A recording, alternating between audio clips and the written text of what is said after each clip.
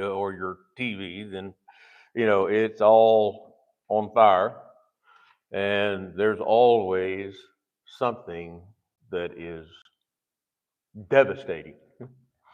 We have so much going on in the world. We have so much going on in our lives. We have a list, and for those of you that may be visiting the congregation here, we have a list of people that we've been praying for, and we have all been through so many things just like you, just like you. But I got to thinking this weekend about the topic of optimism and actually how that we are in this world to speak the truth in love. We have an obligation to communicate to the world, and we are endeavoring to keep the unity of the Spirit and the bond of peace. Now,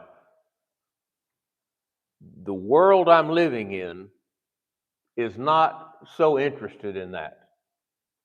In fact, it's hard to have a gathering and a conversation about what are the differences and how could we take these differences and set them aside and then answer the prayer of Jesus from John 17:20 and 21 that we would all be one.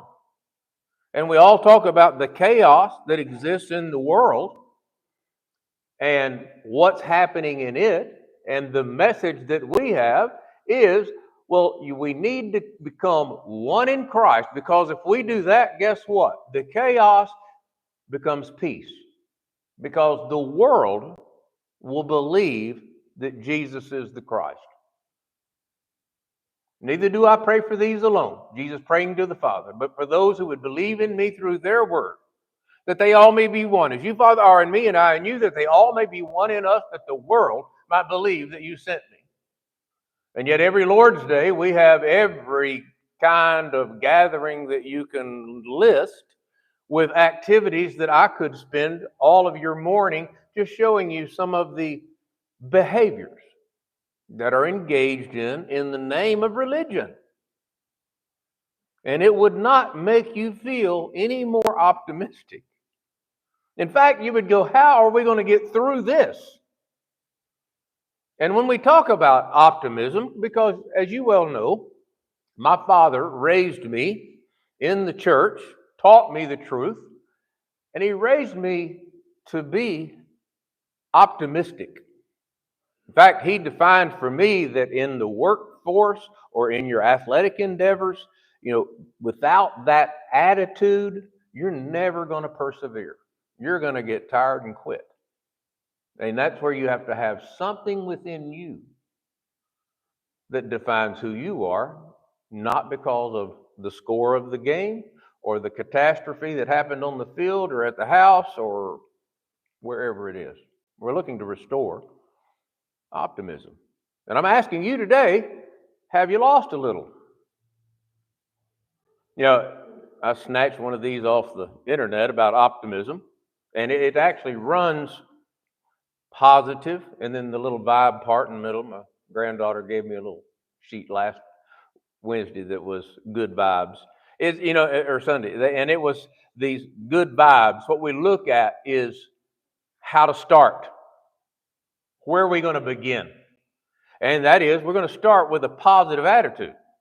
We're going to show up with optimism. Starts with attitude. Then you have to have outlook. You've got to be, I'm there, and I'm there to accomplish a thing. And motivation to stay in the game. You're going to have to weigh the balance of what is and what is not. The other part is perception. So that's where we can usually die. We can die on the field of, the opposition is too great. And when I look at the world today and all the division that exists in the world of disunity and disharmony and anger and wrath and all these things, then I could either perceive that that's just the way that it's going to be and nothing will change it, or I will perceive that the power of God, the gospel of Jesus Christ, is capable. And somehow we have to lay side by side in our Bibles. If you want to turn to Ephesians chapter 4 and 1 Corinthians chapter 13, you're going to have to lay side by side these two texts that seem to say the same thing, but one of them focuses primarily on how to think optimistically.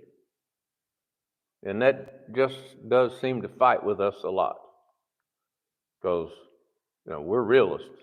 I know when I'm whipped.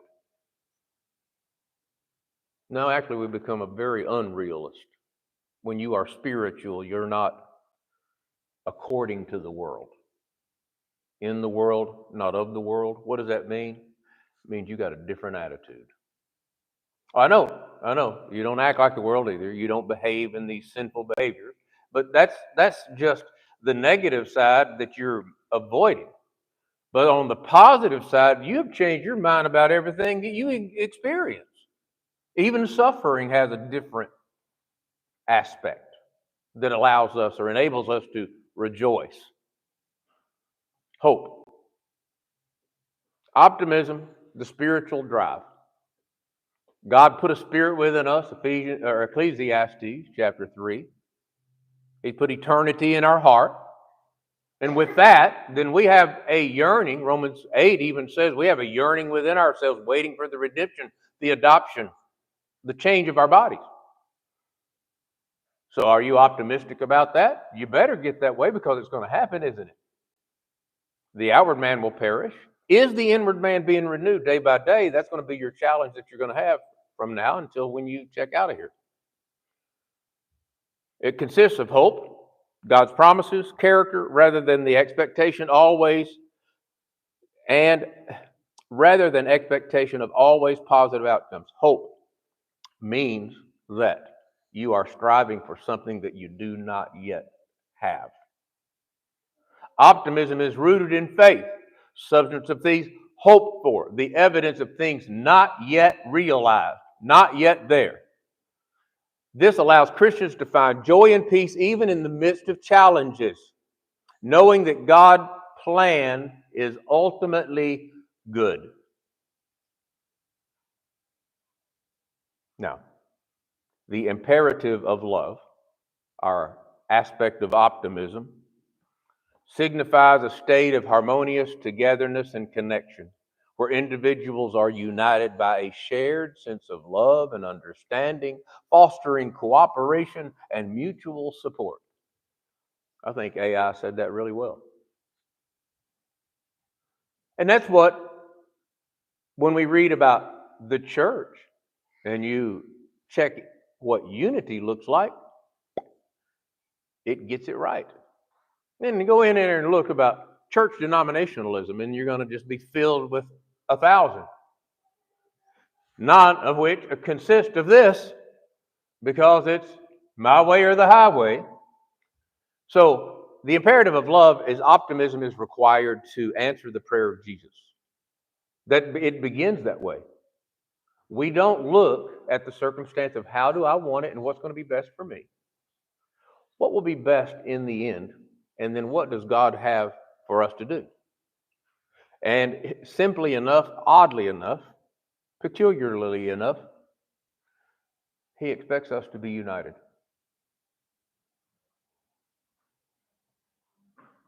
And it doesn't take but a minute to look around the religious landscape to see how bad that breaks. It doesn't take long for us to look within families and see how difficult that falls apart. The imperative of love is this element that never stops. And the sooner that we have that in us, and the person that knows us realizes that, then the faster we can get on the track of moving in the right direction. Because if you think because of opposition, or because of a small group, or because of a large group, or because people are dissenting, or you got people that block you or rob your Facebook account because you stand against certain transgender things. I mean, that's going to happen. The Bible tells me to rejoice, but then again, it doesn't mean it's without suffering. Alexander, he said, Paul said, Alexander the coppersmith, may God take care of him. He didn't carry it within him, and then everyone else, he was saying, I hope that God just was had grace on their weakness in the time I needed it. He never got off track. He identified the deceivers and those that were opponents, and then he saw those that were struggling, and he didn't run either of them. He identified and did something. So Galatians 6:9 makes real sense. To get to the end of seeing the fruit of the Spirit and then realizing that we have to do good. And many of us have grown weary in doing good. And if you live long enough, and we've lived through the pandemic, and so we had that excuse, we had all these marginal issues that brought us apart. And now to bring us together, it's just going to take work. It's going to take effort. And for most of us, you might call it growing weary. The scriptures may refer to it as being lazy. But we have to put forth effort.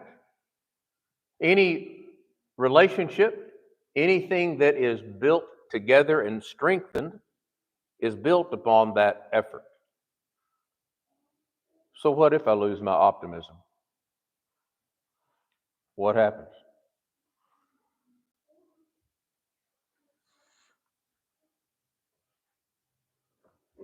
What if I am being devoured by discouragement? What if I'm being devoured by discouragement? We're endeavoring to keep the unity of the Spirit, Ephesians chapter 4 and verse 3. In Galatians 5 and verse 15, but if you bite and devour one another, be careful lest you be consumed, or you consume one another.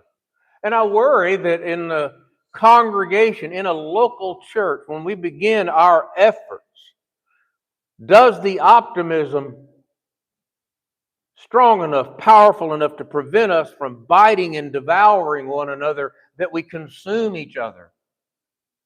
And how do we stop that? We have to harness the spiritual power in meekness. 1 Corinthians chapter 16, verses 13 through 14 reads, watch, stand fast, or be on guard, be brave, be strong. Let all that you do be done with love. It's just powerful words of encouragement to transform and activate us in that we establish everything that we do in love. And Paul's going to help us with that in just a minute in 1 Corinthians 13. Because we are here to experience, to have within the gathering the unity of the faith, the unity of the Spirit in the bond of peace. And how do we do that? Well, we speak the truth in love. We speak the truth in all of the ones that have been set up for us. And the ones become the source for our power. Let all things be done with love. God is love. It's God that works in you both to will and to do his good pleasure. So if I lose my optimism, then I've lost the spiritual component of truth that is the very motivation through which I begin and I never end. So the lesson is about the beginning of a thought pattern that never goes away. Ever. We talk about faith, hope, and love being those three things, those three intangibles that are personally yours, that no one in this room can define for you. Only you can define your faith, hope, and love. Only you. Uniquely yours, and that relationship that is unique in your connection to God. And somehow, in that connectivity, Ephesians 4 talks to us. Therefore, prisoner of the Lord, worthy of the calling in which you were called, lowliness, gentleness, long suffering, put up with everybody else, bearing with one another in love. Why? Why do I have to put up with everybody else? Because oftentimes they don't sing the song I wanted them to sing.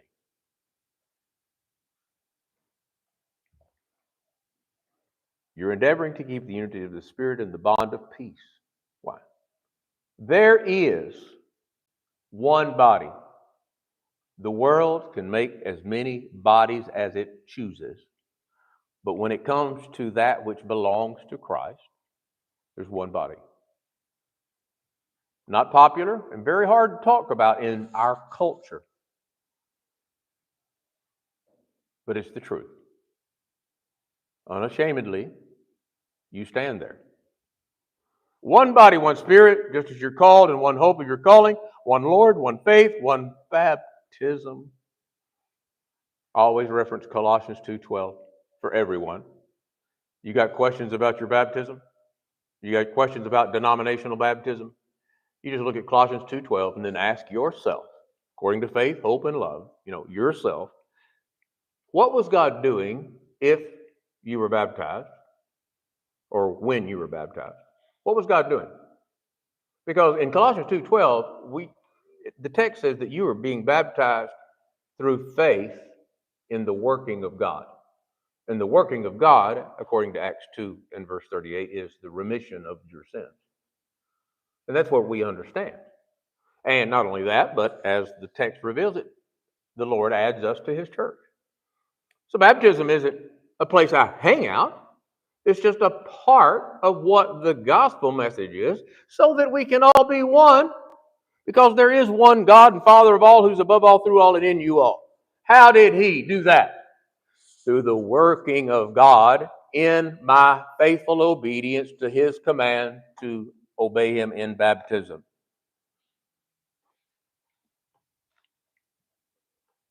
And in the text of Ephesians 4, we begin to read communication skills.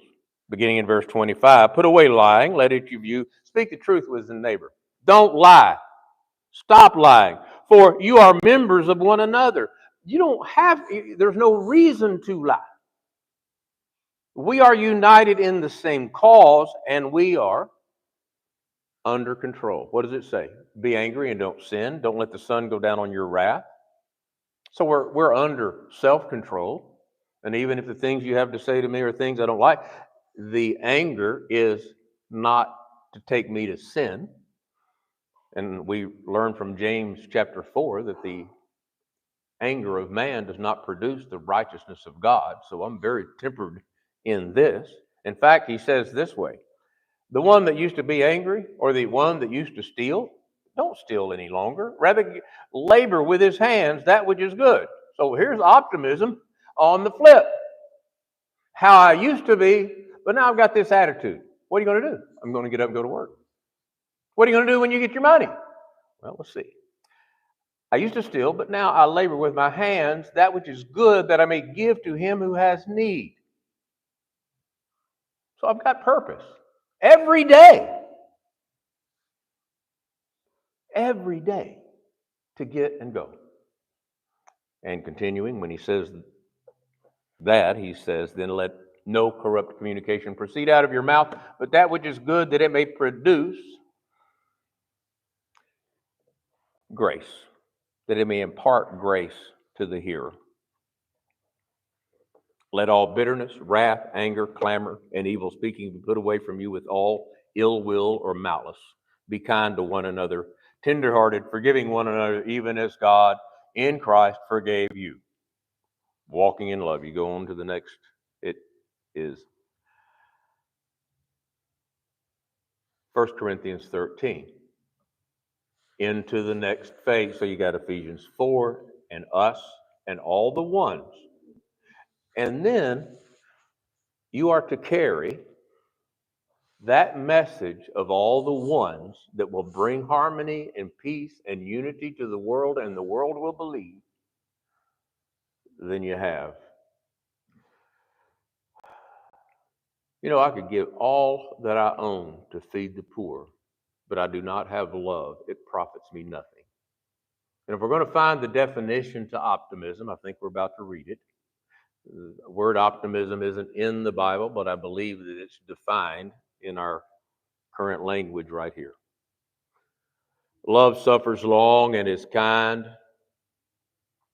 Love does not envy. Love does not boast. Love, it is not proud. It does not dishonor others. It is not self-seeking. It is not easily angered. It keeps no record of wrongs. Love does not delight in evil, but rejoices in the truth. It always protects. It always trusts. It always hopes. It always perseveres. Love never stops. It never ceases. It never fails. So what will happen if I lose my optimism? I've lost the power of God within me. So let's take the list. Patient toward others, kind toward others, without envy of others, without boasting about anything, being void of all arrogance, without rudeness or unnecessary harshness, complete selflessness, without provocation, without keeping score or holding grudges, without compromise. Do you ever wonder about how those things fit together? You don't compromise, but then you hold the patience, kindness, good, envy. You don't have arrogance, rudeness, self-seeking, but you don't compromise. That's the truth in love. Giving others the benefit of a doubt, expectation of godly outcomes, willing to get hurt. Willing to be hurt. If you're a Christian, you will be taken advantage of. You will put your emotions and all that you have in your optimism and your love to serve someone else. And then what's going to happen? This list is always going to be there in front of you. Whether in, not literally, but mentally within your mind, that you begin to think, is this how I think? And I don't know about you, but it doesn't take long. As a real guy going out into the real world to bump in to some of these things that say I'm not or I shouldn't be. I go, oh, wait. And that's where we have to realize everything is about that next step. And us as a congregation, we got something shared with me this week, and it was about the church, about us. And my first lesson here was about being an inviting congregation, to be an inviting church. There's nothing that is more joyous than we dwell together in unity. And the only thing that makes it more joyous is when more people come. Isn't that the amazing thing about what God does? As things are blessed upon us, they begin to alter how we look at everything else.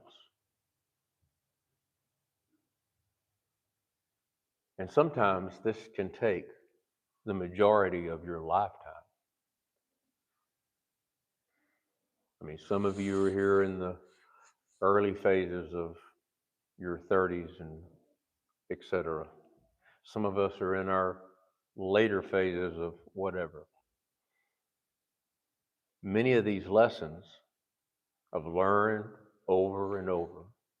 And the world comes in, tries to give you a circumstance or a situation. And then you go, well, it just doesn't apply to this circumstance. When at the end of the day, it will always be the same. You can take it to your heart. It's a beautiful thing when you start recognizing the transitions of the dynamic of psychiatry or psychology. You see what happens in a culture, and then somebody comes along in your environment, and they have there's nothing new under the sun. They just have an idea. Like we get things now when we're looking to get the word out. Somebody comes in with an idea. Hey, let's see if we can do this. What happens? Optimism. Why? Somebody in them thought enough to put it down. Why? Because they thought, if we could do this, then we can accomplish this.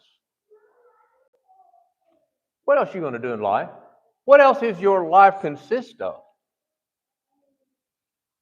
I'm going to do this so I can accomplish this. I'm going to follow the Lord because I want the perfect way to eternity. Speak the truth with patience toward others. Speak the truth in kindness toward others. When you do speak the truth in love, let's just take that text and then lay it right across to 1 Corinthians 13. So I'm speaking the truth in patience. I'm speaking the truth in kindness. I'm speaking the truth without envy. I'm speaking the truth without boasting. I am speaking the truth without envy or boasting in anything. I speak the truth with complete humility, void of arrogance. I speak the truth without rudeness and unnecessary harshness. I speak the truth with complete selflessness. That it just applies to me, it applies to all. Without provocation, without keeping score, without holding grudges, without compromise, we speak the truth with joy. Like the Apostle Paul with Agrippa. He was given the opportunity. He said, I am happy to tell you about my faith. Speak the truth with forbearance. Speak the truth while giving others the benefit of a doubt. Speak the truth with an expectation of godly outcomes. Speak the truth with a willingness to get hurt. The expectation of godly outcomes and the willingness to get hurt is the final chapter. And if you ever got caught up in any of the others, you may have stopped right here. I've seen it and I've heard it. You probably have too. You've been in those environments. I've seen some young guys. I've been a young preacher once upon a time and came in with an idea. And I remember in the conversation with one of the older guys, we tried that before and it didn't work.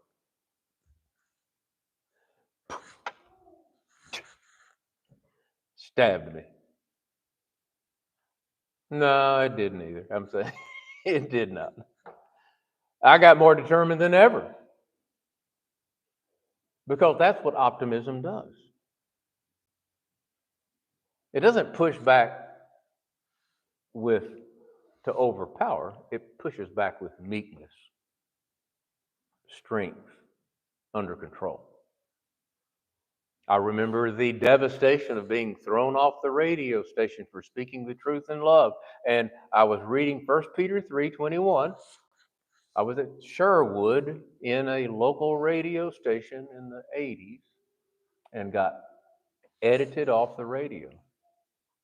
There, my optimism is gone. No. I went, I had word with the man, I had word with Alexander. You know, you're preventing the word from being read. I went back and I said, well, what can I do? I just got thrown off the radio for reading the Bible. I wonder if there's a TV station around. And the TV station did start. Why? Because it's not over. Many of you here this morning, I don't know what you've been through and how hard it was to get here. But it ain't over. In fact, this morning gives you the opportunity to begin. Optimism reclaimed. Walking in love. Speaking the truth in love. Knowing that Jesus is the way, the truth, and the life. And if you are here this morning, never obeyed the gospel of Jesus,